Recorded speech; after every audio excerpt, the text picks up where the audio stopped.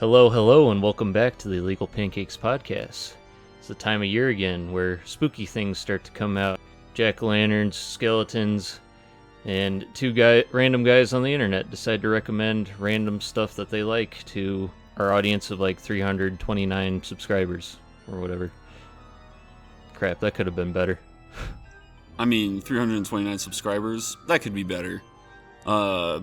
Do any of those subscribers listen to our podcast? Maybe like 5, maybe? I don't know. You know, I'm saying it now. Chariots. Put chariots in the comment. if you're listening this far, I want to know. Yeah.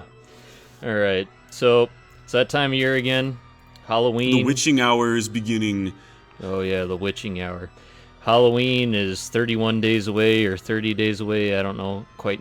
No, we're gonna do 31 movies, 31 podcasts where we review 31 movies. Oh no. No, I wish. You can find someone who's an actual pro at this. Yeah, like they'll do that. Cinemassacre does that, I think. But yeah, no, I don't want to do that. But so yep, it's that time of year again. We're continuing our tradition from last year where we are going to be recommending movies, games, books.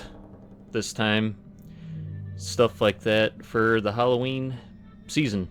Or the month of October. Let's just put it that way. And then to follow up last year's tradition as well, you, the viewers, could put some Halloween recommendations in the comments. We are willing to take recommendations for our final Halloween podcast. Yes, which will be coming out on the 31st. Ooh. Yep, as I was about to say, our recommendations from last year still stand. You can find them in our Halloween Recommendations 2020 video, as well as at the end of our Pet Cemetery review from last year. So go check those things out too. Yeah, they still stand. But anyway, we're going to recommend a bunch of new stuff, and we're not really going to be, well, we made sure we aren't going to double recommend, but you never know. Some things slip through the cracks. So with that, let's get into our movie recommendations, and Rob, I'll have you start. Okay, so this is kind of a sort of recommendation. This is something that I found. Well, I found it a few years ago. I finally watched it a few weeks ago, and I personally enjoyed it. That being said, I'm really weird. You guys know that if you've been listening to the show. But I think it's a 1974 movie. It's called Suspiria. It's an Italian horror movie. It's about a girl she goes to Germany to this cool dancing school. But maybe it's not a regular school, and maybe it's full of witches. So, here's the thing with this movie. I'm just going to come out and say it right now. This movie isn't good in, like, the aspect of it has a strong plot, or has strong characters, or it's not even really sensical at all. But, as a movie, it's really cool. So, it has two things that are really strong. The shots are really cool. It has these really just weird, abstract, shots and stuff. There's lots of weird, bright colors that are being used. But the real thing that makes this movie stand out is the music. So the soundtrack is done by, I'm going to mispronounce this, Ennio Morricone, the guy who made The Good, the Bad, the Ugly. Yeah, that guy. So, yeah, he also did the soundtrack to the movie The Thing, sort of. It was mostly John Carpenter, but the music in this movie is terrifying. The main theme is called Goblin, and you can look it up, and you will see that it's very creepy, but it's also very weird. And the thing is that, like, even when the movie's not being scary, it just makes you uncomfortable, and that's kind of what I think is cool about it. And it does. It's basic fun stuff. There's evil witches that are killing people. There are some good jump scares and some good, scares and kills that happen in the movie. And it also, like, it's not afraid to be cheesy because, like, the witches still ride around on brooms and crap like that. But like I said, it's the music that really sets it apart. The music and the cinematography are really cool. So if you're just bored and you just want to put something on in the background that's gonna be really weird and creepy, Suspiria, that's my pick. It's on YouTube. It's a pretty low quality video. If you want to buy it on DVD, go ahead. But that's what it is. There's a TV show as well. I haven't watched the TV show because it looks like it lacks fun music and cool cinematography. So how recent is that TV series, because the name Suspiria sounds familiar, but I don't know if I heard it because of the movie or because of the TV show. The TV show is fairly recent. I think it's on Amazon. It came out a few years ago, maybe 2018 or 19, I want to say. Okay. All right. Yeah. So that's my movie recommendation. Okay. So I got 3 movies I'm going to recommend. We'll start with the first one, Jacob's Ladder from 1990. Now, the really big thing about Jacob's Ladder is that it was very influential on the Silent Hill game franchise, the first 3 games in particular. So it's a psychological horror film. It's about this guy named Jacob Singer, who is a Vietnam War vet. He gets back from the war and, starts seeing really, really weird things, and it kind of delves into is he sane or not, and it flashes back and forth to when he's in Vietnam and stuff like that. But the big thing about it is that I really like is that all the effects are shot in camera for the most part. I don't really want to spoil any of them, but one of the well-known ones, I guess, is there's a vibrating head guy, and that was just done with I think it was shot at a really low frame rate. He was moving his head around, then they sped it up. But stuff like that. But yeah, the Silent Hill thing is the really big thing for me. It's got me interested in it, and I don't know. I think it's a pretty good film. It was one of those that didn't really do too well when it came out, but it's sort of gotten a cult following. It got a remake in 2019, which looked like absolute garbage. I was going to try to make a video on that 2 years ago when it was first announced, but I didn't because I was trying to do it solo, and it just didn't work out. But I was going to go more in depth on the original movie in that, but yeah, I highly recommend Jacob's Ladder. Good film, creepy, psychological horror, so it's not as much about gore as it is just being very, very unsettling. And if you played the Silent Hill games, you'll notice a lot of things that they took from the movie. I don't know. I'll let you find them. Moving on to my other 2, Blade and Blade 2. Nice. So I'm going to say something that hopefully isn't controversial. There are only 2 Blade films. Let's make that perfectly clear. What about House of Sithon? That one's weird because that's technically... That's an indie movie, isn't it? That's that one doesn't have Wesley Snipes in it, I don't think. No, it doesn't have Wesley Snipes. So there's a Blade TV series. I don't know what channel it was on, and that's the first couple episodes tied together into a thing. But yeah, I didn't watch that. But so yeah, Blade 1 and Blade 2. Really the big thing with that, vampires, Halloween. What more do you want? Yeah, really. I don't know. I wouldn't call them they're not masterpieces, but they're fun, dumb films, action films. Yeah. Wesley Snipes is awesome in that. I know a lot of people are really talking up the actor that is going to be portraying Blade in the MCU, but I don't know how he's gonna just. Oh, it's how a lot of people still say Sean Connery is James Bond. Mm-hmm. I don't know another good example of that. There was one in my head, but I think. You think Wesley Snipes nails it? Yeah.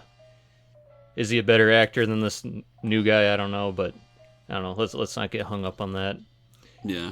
For the purpose of those movies, what they're trying to do, Wesley Snipes works. Oh yeah. Yep. Yeah. One thing that kind of annoys me about them, 2 things. So they're not overly faithful to the comics as far as with what the vampires are.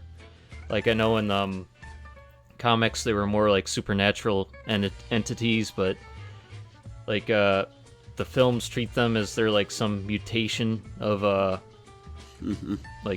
humans that have to feast on blood or whatnot. It's almost like a disease. So it's more a sci-fi type thing than a supernatural thing. And then they kind of have a tone about like treating all the like the legends about vampires and stuff like, oh, those are shit. Those don't mean anything. Yeah. Which I don't know. It's worse than Blade Trinity, where they like literally take every But luckily, we're not counting that one. Oh yeah, no. Blade Trinity does not exist. There are only 2 Blade films. But yeah, it's like it kind of missed me a bit, especially since the comics kind of played a lot into the the original like lore behind vampires and stuff. But I don't know. Good films. Yeah, they're rated R, but I don't know. They're good, dumb fun. What more can I say? And I would say the original is probably the best of the 2.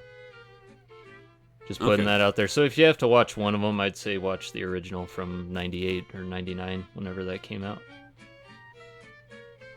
All right, sick. So I think our next category we're going to talk about are Halloween-esque video games. Yeah, and you know what that means. We get another chance to shill Quake. Mm-hmm. Yeah. So in case you haven't been able to tell on this channel, I'm pretty sure I said this in the last podcast. I'm pretty sure I'm misquoting myself. We've been kind of going through a Quake renaissance right now. You can probably tell because we put out 2 Quake videos and then a Quake podcast. And what perfect timing. They came out with a new source port for Quake, and it's really good. Yeah. So yeah, I don't know, you can just watch our whatchamacallit video or our Quake remake video that came out a couple weeks ago. But one thing I kind of want to stress about that I didn't get a chance to stress in that video when we were talking about the like how to make a game that's like close to the original was that compared to Doom, like Quake had like a much more serious tone. It wasn't as like lighthearted. Yeah. Just I don't know. Yeah, so in case you guys don't know, we're talking mainly about Quake 1, the original from 96. Yeah. Because Quake 2 is a totally different ball game. It's still a lot of fun. It's still similar to Quake 1, but it's not Halloween-like at all. And then all the other ones like Quake Champions and Quake 3 Arena, those are just, typical multiplayer games. So for this sake, we're talking about the original Quake 1 from 96. So yeah, it's pretty much on everything. I recommend playing it on PC because, keyboard, mouse, PC Master Race, the deal. But yeah, it's like a horror-y, damn. And the thing is, yeah, it is. It's a weird, like, eldritch horror type game. It calls itself the first dark fantasy first-person shooter, and yeah, probably it also might be the only one. It's the only one I can think of right now. But it dives a lot into like weird, creepy castles and stuff like that, and it's got cool Lovecraft monsters. It's fun, and it's a really fun game to play with your friends as well. I strongly recommend if you are going to play it, you can do multiplayer. The new source port has split screen as well as online play and local online play. The online play is pretty jank right now. Me and Connor haven't really been able to play it successfully without it just glitching out on us or crashing. So fingers crossed that they're going to fix it here pretty soon. Yeah. But it is fun to play. I mean, we started playing it, was it early 2019? We would just be playing it till like 3 in the morning. And you agreed with me on this, was that like the next day we would be like, it would give us the most weird, trippy dreams ever. And like, I think that's what made Quake stick out so much, is because like when it comes to the shooting mechanics, I think Doom is a lot more fun, and I think Quake 2 has better shooting mechanics as well. But Quake is just weird, and it's unforgettable because of that. It's just like dark, it's creepy, it's just strange, and that's what I love. You guys know that. Yeah, I couldn't sum it up better. Mm-hmm. All right, so kind of on the topic of horror first-person shooters, another one we'll recommend is Blood Fresh Supply, or just Blood in general. Yeah. Rob and I have been playing it a bit, but yeah, that's another horror-type shooter. He has this guy named Caleb who is trying to get revenge on Chernobog, which is like a pagan god from, I think it's Czechoslovakia, but you're trying to get revenge on Chernobog and his cult, the Cabal, and I'm very shocked that we didn't mention it in last year's podcast, because it is really just like Halloween essence. Like, all the levels are dark and spooky, and it looks like it's October, and you're going to like haunted carnivals and haunted cemeteries and haunted train stations. It's just creepy, and you fight zombies, you fight spiders. It's just Halloween, pure Halloween stuff. Yeah, and that being said, it is ridiculously hard. This game will kick your butt 100 times. It's a build engine game. It's like in their code to be really freaking hard. But the thing to note about Blood is it's very lighthearted, tongue-in-cheek, and I don't know. So it's much more attuned to like if Quake is Lovecraftian, Blood is more like The Evil Dead or Army of Darkness. Mm-hmm. It's a lot like Duke Nukem too, because it's just full of references as well. Like, there's a Camp Crystal Lake level. There's 2 Shining levels where you go to like I forget what the name of that hotel is, but Overlook. You go there and the Overlook Hotel. There's like a maze and like the actual inside. So it's full of that stuff right there. So it's an essential Halloween game. Yeah, and Fresh Supply isn't as jank as it was when it came out. So. Yeah, and surprisingly, One Whole Unit, which is like a much more close. That's just the regular DOS version, isn't it? It's playing in DOSBox. Yeah, One Whole Unit isn't bad to play either, but if you're gonna play it, you should play Fresh Supply, because it's a lot better, and you can do online multiplayer with that. And unlike Quake's multiplayer, it actually works. Surprise! All the time. Yeah. Which, I mean, I guess they both were worked on by Night Dive, but I don't know. Mm-hmm. Was Quake not worked on by Night Dive? I don't remember. And that's no, it was. Oh, it was? Okay. Yeah. Okay, but yeah, recommend Blood. Either way you can get it. They're both pretty cheap. And they'll probably be going on sale around October. And of course, these are both on PC. I should probably mention that. Yeah. But yeah. Okay. All right. Speaking of essential Halloween games, again, this is another one that kind of blew my mind. I didn't mention it last year, but Half-Life 2, specifically the level We Don't Go to Ravenholm, which is also a fantastic. It's probably the best level in the whole game, because the idea of Ravenholm, it's just like this abandoned city that's just been like infested with head crabs, which, if you don't know what head crabs are, they're little bugs that turn you into zombies. So you're just in this old, like, broken down European town that is full of zombies, and then there's this one crazy church pastor there named Father Gregory who's like helping you the whole time, and it's spooky, it's cool, but most importantly, it is a blast, because at this point in the game you finally get the gravity gun, so you just get to pick up like saw blades, meat hooks, cinder blocks, anything you want, and just chuck them at the zombies. For like the past 3 years, I keep trying to beat that level by only using the gravity gun, and I've come very close. The ending of the level is really hard to beat with the gravity gun, because it's just, you're in a mine shaft that's just covered in head crabs. I didn't even know you could have that many like AI on the map at the same time. But the rest of the level is so much fun, and it's got a lot of cool like atmosphere stuff, but it also has a lot of cool like visual storytelling. Like, you can go through the town and you can see where like the people that were living here like were trying to like bunker up and stuff to fight off these hordes of zombies. It's just so good. I play it every October, and I have for like the past like 5 years. Yeah. What at what point in the game is that? Is it pretty early on? It's the beginning of the midpoint, I would say. I think it's the 5th level. Okay.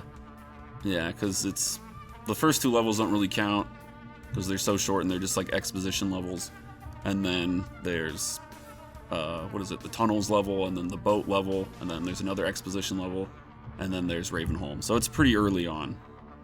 Alrighty. But you can always just look up developer codes if you're using it on the PC and just type in, take me to this level. Hell yeah.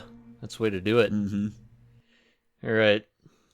So the next 2 games that I'm going to recommend are sort of obscure. I don't know, I'll recommend them anyway because I kind of like played them a bit in the past like year or so, and I think they're fitting for the month of October. So the first one is Never-Ending Nightmares. This is I guess a walking simulator is a kind of way to like describe it, but it's a Strand type game. Oh hell no. No. But no, but it's 2D. Like the one like standout thing about it is it has a 2D art style that I think it's hand drawn, or it's meant to look hand drawn. Very reminiscent of like I'd describe it as like a mix between Junji Ito and Mike Judge. You know, the guy who did King of the Hill and Beavis and Butthead. Yeah. But no, and that combined with its soundtrack and like sound design in general, it's like a very, very unsettling game. Unfortunately, it's not much of an action game. You really just move to different places. It's centered around like themes of like mental illness, specifically because the creator of the game had struggles with like depression and OCD, and he wanted to put that into a game. But yeah, it's pretty creepy. I originally watched it. I watched like a playthrough of it, but I still last year decided to go pick it up and play through it myself. And yeah, it's one of those you don't want to play it late at night when you're alone. But you kind of have to do that anyway, because I don't know if anyone would want to watch you play through this. Because one of the drawbacks of the game, it is kind of short, but at the same time, parts of it are way too long. And you know, you can't really move too fast because the main character has asthma. So if you run for too long, you get like loses breath really, really fast. And then also the price on Steam is pretty high. It's like $15, but you only probably will get like maybe an hour and a half of gameplay out of it. Oh wow, that's short. On a playthrough. There are multiple endings, and they're kind of like not very. They're kind of cryptic on how you have to do them, and you probably wouldn't like figure them out without a walkthrough. But yeah, it's a very short game. I recommend getting it on when it's on sale, which it probably will be come. I don't know, whenever Steam decides to do their fall sale or Halloween sale. But yeah, I'd still very much recommend it. Heck yeah. And what's the other game that you're gonna recommend?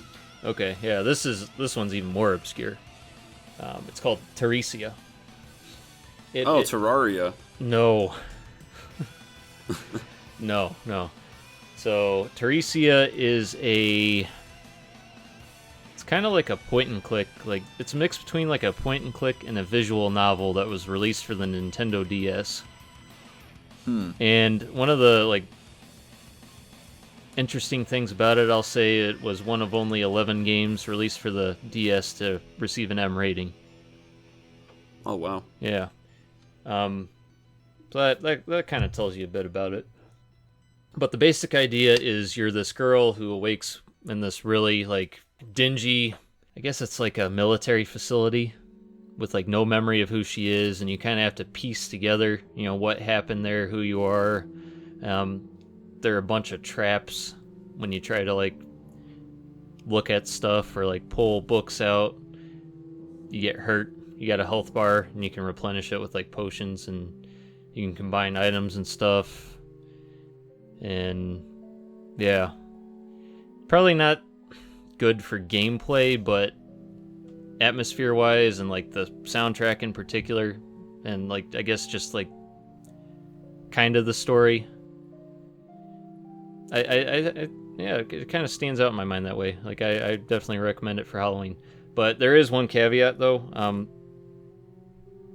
I wouldn't recommend playing it on DS because getting a physical copy is going to run you about like $100. I think. Oh boy. Yeah, I got one. I got a copy of it, and like late last year, and I guess the price has really shot the hell up or something. So I recommend emulating it if you're going to play it, or maybe just watching a walkthrough.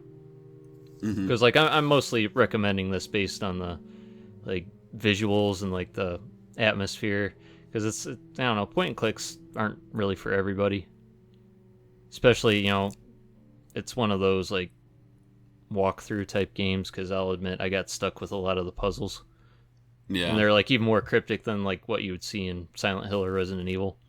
Oh wow. Yeah, like some of them, it's like, especially because you know you're playing on a tiny screen and everything's 2D, like it's a flat 2D image, like hand-drawn, I want to say, and you won't always know you can interact with stuff.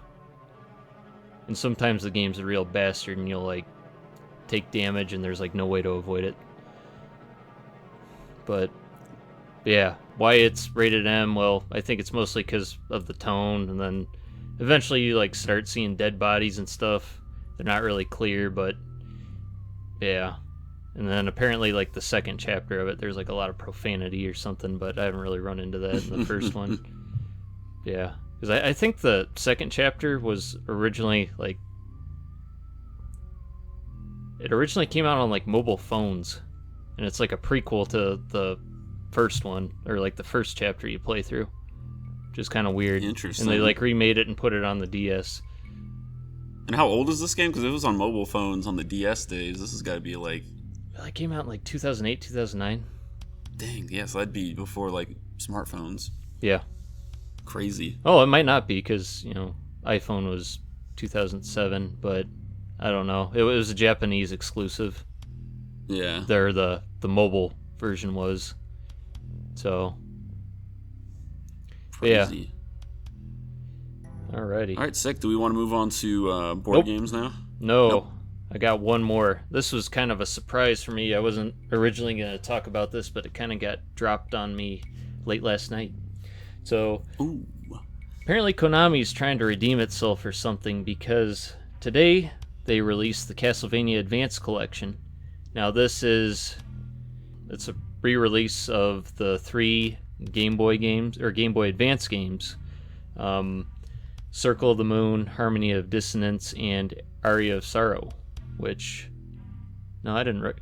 I kind of recommended that one last year. That was one of the 3 I recommended. I think we just recommended the genre. This collection is new. Yeah, the collection is new. I'm recommending the collection, I think. So, yep, it came out on pretty much every platform, Steam included, which is bitchin'. Like, bitchin'. Yeah. Like, to have Area of Sorrow on, you know, my computer, awesome, without having to emulate.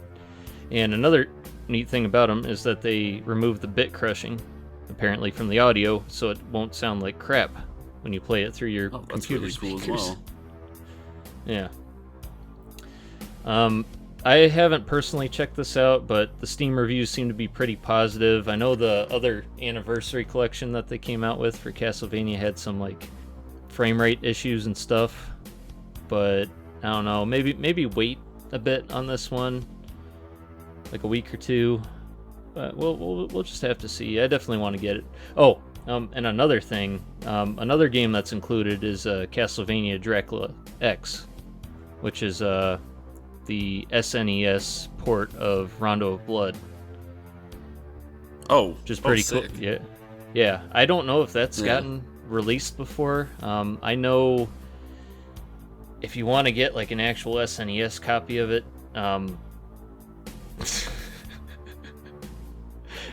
you were thinking that $100 for a DS game was a lot, but like to get Dracula X on SNES, let alone with a box, or in the box. Yeah, no, that one was always expensive.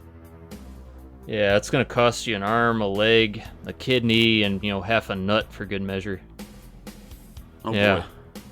boy. Yeah, couldn't just take the whole nut. Nope, half of one. But yeah, so I think the collection's definitely worth it, especially just for Aria of Sorrow without bit crushed audio alone. So hopefully they'll release Symphony of the Night on Steam. Yeah, holy cow! Hopefully that'd be sick. Or something other than frickin' PlayStation. Holy shit. Yeah. I guess really quick, I'm not going to spend too much time talking about this one because I kind of want to do my own video on it. But the game Dusk, turns out it's not just a Quake clone. I mean, like it is, but it's a really, really, really good one. It feels more like Doom 2016 than it does Quake. And it's also a very Halloween-like game. It's fall, there's weird cults, there's tons of guns, you can get swords. It is a blast. I'd known about the game for years and I just kind of shrugged it off. I feel like an idiot now. Once you play it, just trust me, once you play it, it's awesome. Yeah, that's one I've been sleeping on for a long time too. I finally bought it, but I still haven't played it. Yeah. But no, what Rob's saying is pretty accurate. Even, tosses a mix of blood in there too, with the akimbo weapons, the Colt. Yeah, no, that's true. It's tone-wise, it's closer to Blood. Gameplay-wise, it's probably closer to Quake, but it's also a very much like evolved version of both of those games. Yeah, which is awesome. They're doing their own thing. All right, let's move into board games. Did you have any to recommend? No, I didn't. I thought about saying werewolves, but I'm like, that's the most basic thing anyone could say. Well, you just said it now. Yeah, I know. That one doesn't count. That's just me saying it. Oh, well. Werewolves is fun. You can play werewolves if you want with your friends. I thought you had some good recommendations, though. Well, I have one. So I'm going to be breaking our rule from the beginning and recommend Resident Evil 2, the board game, again. Because I got a chance to play it a bit more between, now and last Halloween, or last October. I know I kind of said it was a pretty faithful adaptation of the video game and board game format. I guess a caveat, I should have made it clear that they do take a lot of liberties with, the mechanics and stuff of the game, and there are a lot of things that are different, like the encounters aren't fixed always. And the game's controlled by what they call a tension deck, which drives a lot of the action and a lot of the suspense. Since you can't really make a board game overly scary, they decided to go for the tension route. Like, it's not just a clever name. This game is tense, because the tension deck's pretty much a timer. One of those games for the game, like each scenario.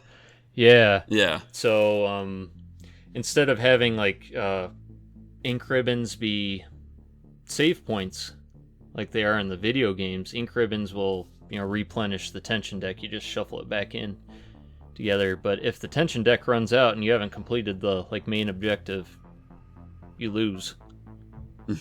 No matter if everybody's alive and in good health. Yeah, so it comes down to the wire a lot. I've been playing by myself with 2 characters. You can play it solo with only one, but I decided to, have more variety, cover more ground. But yeah, there are a couple scenarios I had to play more than once just because I ran out of the tension deck. Because, I don't know, you gotta know when to attack things and not get hung up on, every enemy. And then lickers are absolute bastards in that game. Even more so than in the video game. So yeah, it's fun. I recommend it. I've only had a chance to play it with another person once, but it was still it's a cooperative game, so there's a lot of teamwork and stuff involved. I'd really like to play it with 4 people if I get the chance. But I almost didn't want to recommend this game because I thought it was, I've been noticing that it's been getting scalped pretty badly on eBay, but surprisingly, I've been looking on Amazon and they got a package of the base game and then 2 of the big expansions for maybe $120. I don't know if that price is accurate, which is a really, really good price compared to what you'd find on eBay if you bought them individually. So I definitely would recommend getting that. I mean, it's a bit of a investment to say the least, but that'll give you more than enough to play with. Even if you get the base game alone, that's a lot of game, because each scenario, a lot of them will take you more than an hour to get through. And if you play it with friends, each scenario is kind of different because the encounters aren't fixed, so you might have things go really smoothly or they might not. So yeah, dope, very dope. All right, do we want to move on to books and comics now? Oh yeah. All right, cool. So I will go first, and I don't have a specific book to recommend, but I have kind of currently been going through a H.P. Lovecraft phase. So the thing with H.P. Lovecraft is that he's got tons of stories. Most of them are short stories, so they're easy to knock out. But they're all so old, they're all public domain, so you can find the audiobooks online for free very easily. So that's what I've been mostly doing. Or you can go to Barnes & Noble and pay $50 for a hardcover copy like I did. But or you can go to eBay and spend $20 and get the same hard copy. Hard book. No, sorry. Just forget what I said. Those words weren't coming out. You can spend $15 and get the same book, maybe. You can get a lot of books. Like I said, they're old, so they've been printed a lot. But, H.P. Lovecraft is fun. Like, it's cosmic horror. It's, some of the stories are actually creepy. Some of them are, kind of dated, but that's okay. But it's just fun. They're fun books. It's fun to listen to them. The one I'm currently going through right now is called At the Mountains of Madness, where it's the book that inspired, like, The Thing, like John Carpenter's The Thing and stuff. But it's, it's fun. It's about explorers going to these mountains in Antarctica, and oh shoot, they find a bunch of stuff that they weren't prepared to find. And then another one I could recommend is it's called The Hound, which that's like a really short one, but it's a short, simple read, and it's like they go and they dig up this amulet from like a grave, and then it awakens some kind of creature that might be a sphinx, maybe it's a big dog, whatever it is. It's killing people and it's killing children, and they got to figure out what they're gonna do now. So it's just, they're fun little horror stories, and the fact that they still hold up to this day, most of them still hold up, I think that says a lot, Yeah. I would recommend The Rats in the Walls. I haven't read too many of his stories, but that's the one so far that's really stood out to me, just because of how creepy it is and what it insinuates. I don't know if I should warn people that... That's the one with the racist cat name, isn't it? Yeah. Let's just say the cat has a Huckleberry Finn-esque name. Yeah. Okay. Like I said, these books are old. They are a bit dated in some aspects. Yeah, but we're not trying to... we don't want to try to, I don't know. Yeah. But, I don't know. It's still worth a read. Yeah, it's a very creepy book. It kind of put me on edge after I read it, and that doesn't really happen to me too much. But yeah. That and maybe Call of Cthulhu. That one's a bit longer. Call of Cthulhu is kind of like essential just because that's the most famous one. Yeah. It's got Cthulhu in the name. Mm-hmm. But yeah. Oh yeah, speaking of Rats on the Walls, so Sandy Peterson recently dropped a video on that. That was pretty interesting. I recommend watching that after you read the story, just in case you don't understand what went on, and also it kind of explains some really neat facts about the story and the elements of it. Yeah, his channel's pretty cool, by the way. It's not just on Lovecraft stuff, it's also on game design and his time at id and the other places he worked. So yeah, not really trying to recommend Sandy's channel for Halloween, but yeah, Sandy of Cthulhu is what it's called. Yeah, this is just a general recommendation. Get to hear him inhale a lot. Yeah, he does. All right.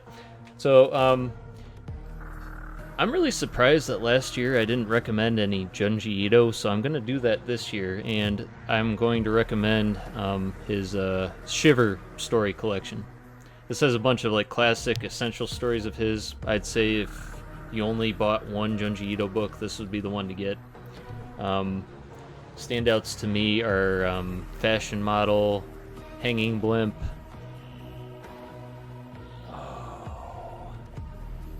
There's one Tomie story in there that's not too bad called Painter. That was the first Tomie story I actually read, and yeah, it's not bad for a Tomie story.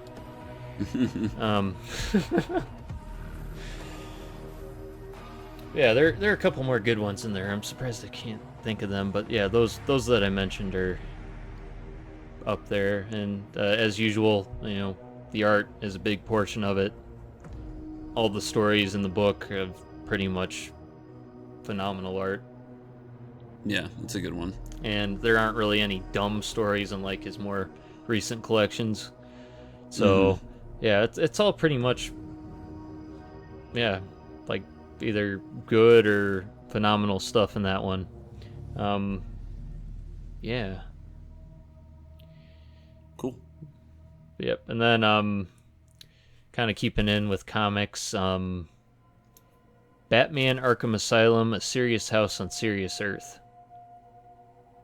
Now, Rob, do you know anything about this one? I guess I'd really I know. I it. haven't actually read it start to finish, but they say this is the one that Arkham Asylum the game is based off of. I kind of don't believe that, but I can sort of see where it comes from. It's a very weird Batman comic. It's a unique one, we'll put it like that. Yeah, it's if the entirety of Batman Arkham Asylum, the video game, had been the Scarecrow Nightmare sequence, that's what this would be pretty much. Yeah. That sound accurate to you? So it's much more of a psychological horror story. You get an interweaving of Batman going to Arkham Asylum because the Joker and a bunch of other villains have taken it over. You also get some backstory on Amadeus Arkham, the founder of Arkham Asylum, and his descent into madness. Yeah, it's a pretty good story. It plays a lot on like psychological. It's a very psychological thing, or book, comic. And the art is very abstract too. Oh yeah. So yeah, that's the one really standout thing. So the guy who did it, I think his name's Dave McKean. He was the cover artist for the Sandman comic series, and yeah, his style is just crazy. Yeah, it's kind of hard to tell what's going on in some panels, but fortunately they give you the script, like in print. In the version I got, I think it's the 15th anniversary edition paperback. I assume it's pretty easy to find. Yeah. So yeah, you'll have that in case you get lost, and then it also will help explain some of the symbolism and stuff behind it. Because I don't know, I'll be honest, like I didn't always know what was going on. But yeah, it's Batman's story, horror story, fit for Halloween. Ironically, like I wish I could recommend Batman: The Long Halloween, but I have not read it. All right, sweet. And I think that ties up our Halloween recommendations. Oh no, it doesn't. Oh no, it doesn't. Okay, yeah, surprise, Rob. Dang it. Sorry. Surprise. So we got a secret category that I'm springing on Rob just because I wanted to. Oh boy. I hope this is the action figure category. No. Okay. Crap, I wish I would have thought of that. No.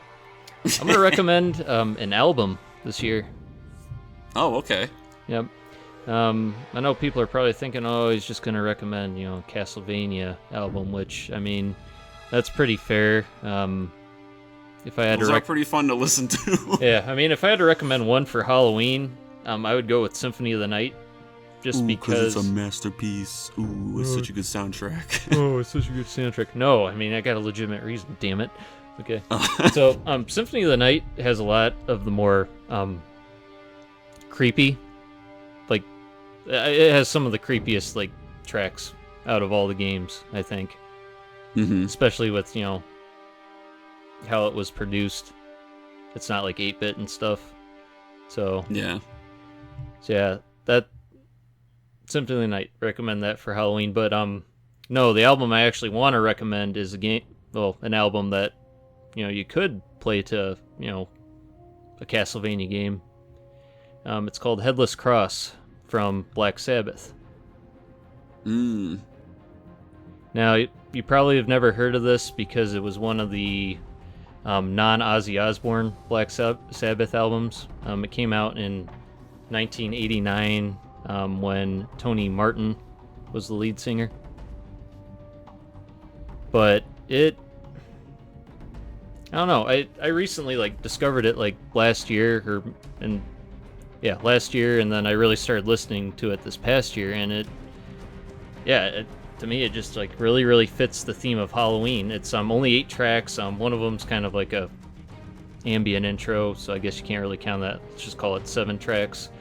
But yeah, all of them talk about themes of like darkness, witchcraft, demons, monsters, and they're all phenomenal. And the weird thing about them, which I kind of find funny, a lot of them sound really upbeat and 80s-ish, but the lyrics are really talking about a bunch of dark stuff, like death and witches, witchcraft, stuff like that. Heck yeah.